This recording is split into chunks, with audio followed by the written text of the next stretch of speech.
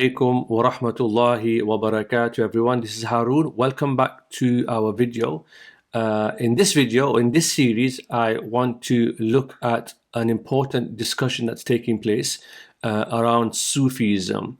This is based on an article that was just released or published on the internet last week. The title of the article is "The Saint and the Sword: How Sufi Scholars of the 19th Century Resisted Colonialism and State Repression." It's published by someone called Farah al-Sharif, and it's a very interesting article. It correlates with what a lot of us think about. It correlates with pertinent discussions around Sufism. Now, before I begin talking about the article, it's worth remembering that in our discourse, for many of us, Sufism is often portrayed as something that's odd, that's not part of Islam, or something that has a pacifist, quietist agenda. And especially when we think about our context in the last 2 decades, we've had the so-called war on terror. And it's usually directed against, for example, Salafi or Salafi jihadist group. Again, that term is very much contested in academic circles as well. However, historically, this war on terror or this war against Islam or Muslims, whatever you want to call it, was once aimed at Sufi Muslims. And for many of us, this seems unique. We've never really heard about this before. And it's hard to believe that Sufism, which today in our discourse is associated with political quietism and sort of docile pacifism, was seen in the colonial era as sort of really the threat that these colonial people were up against. The Sufis were at the forefront of defending Muslims, Muslim land, against colonial powers trying to take that away from them. And so many, if not most, modern Muslim struggles can be traced back, if you read carefully, back to a Sufi leader or a Sufi order, tariqah. So you have discussions among scholars who are in this field. For example, in the article, Paul Heck, who's a theologian, he says, and I quote, "Networks of Sufism, turuq or singular tariqah, took the lead in resisting European colonial powers in the 19th century. For example, in North Africa against the French, and in the North, what was now called the Caucasus, against the Russians. Some networks resisted post-colonial states that aggressively sought to secularize local society. For example, in the early years of the Turkish Republic and in pre-1982 Syria," end of quote. So this is important. It's also little known that in the founding of modern Turkey, Naqshbandi groups were some of the most aggressive in terms of resisting secularization and the policies of secularization that were forced upon the people in Turkey. And I mean, a lot of that rebellion was swiftly crushed by Ataturk's army within 2 months, for example. So the title of Sufism or Sufis is normative in Islam. Sufism is normally part of Islam, and it was part of mainstream belief and practice. And just like you would have, now people say they follow a school of law, a madhab, right, a legal school, or people say they follow a school of aqidah. People would say, I follow also a silsila, a chain, or I follow a sheikh, or I'm part of a tariqah where I'm engaged in tazkiyah, spiritual refinement. And so really Sufism and warrior Sufis, pre-modern ones, were just regular Muslims, right? And so where has this idea that Sufism is seen as something that's anti-Islam or antithetical Islam or is on the margins of Islam?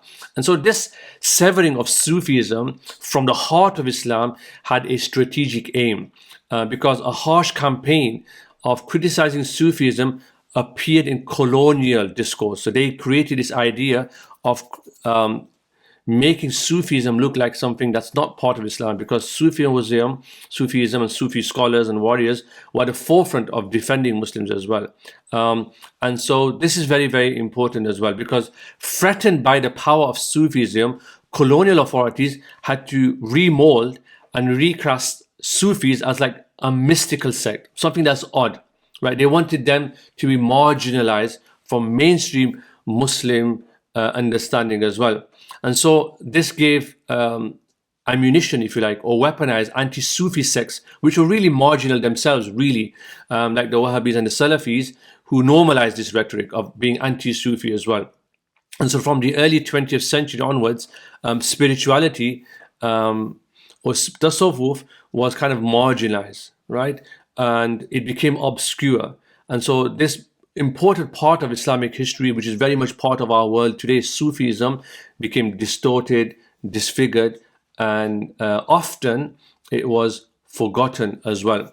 And in the 20th century, its political impulse was weakened further, with secular nation states who were active in limiting and dictating what forms of Islam or Islams are acceptable. So people were told from the state what form of Islam is acceptable and what is not. And so you kind of have this problem where Sufism is completely marginalized, but also Sufism is rebranded. So Sufis are now seen as good Muslims, people who don't get involved in politics, people that don't speak out against injustice as well. And so Sufism was rendered weak, right? It was made impotent. When really, and in the next video I'll give you some examples of how Sufis were very much at the forefront of speaking out and fighting injustice wherever they saw them. And this view stands in contrast if you contrast it with American popular culture, where you find positive associations between spirituality and combat. So tasawwuf and combat, the sword, if you like, and this idea of the saint were intertwined. They weren't separated. The saint wielded a sword, but they was done through tasawwuf as well. So if you look in American culture, popular culture, if you think about Dune, Herbert's Dune, the books that have been written or the movies that have been made, you'll see samurai masters, for example, as well, leaping in the air, or Jedi Knights, right? It comes as no surprise that in the process of researching for Star Wars, for example, George Lucas actually consulted a Sufi order in California, which kind of influenced him to incorporate Islamic themes in his series. And so the Force was like represented as a God's singular, all-encompassing power, or Yoda as a wise Sufi sheikh, which has like links with Islamic symbolism. And so whether we agree or disagree with this appropriation of Islamic tasawwuf or Sufism, there was, even in popular culture, in movies, there's a positive association between spirituality and fighting injustice, which unfortunately which is very rarely extended to Muslims, right? And so this is very, very important to bear in mind as well. And in the next video, I'm going to give you examples of how Sufis were at the forefront of resisting state repression. So consider the Uyghurs in China, right? The internment and the oppression that they face by the Chinese Communist Party. This has historic roots in the Qing dynasty of the 19th century, when East Turkestan was ruled by Khojas, who were descendants of the noted Central Asian Naqshbandi Sufi teacher Ahmad Kasani. Now we know little about figures such as Khoja Wali Khan of Kokand, who, after performing the Taraweeh prayers in Ramadan in 1857, attacked a Chinese garrison, killing their commander. Now, though Wali Khan was brutal and his reign was short-lived, the Chinese Communist Party is neither ignorant nor forgetful of this history of Sufi resistance to Chinese totalitarianism. So very few Muslims know how important tasawwuf is intertwined, and how it's intertwined with resistance and fighting injustice. I'll bring some more examples in the next video, but I just wanted to introduce the topic to you, and I will share the article for you to read as well. Until next time, Assalamu alaikum wa rahmatullahi wa barakatuh.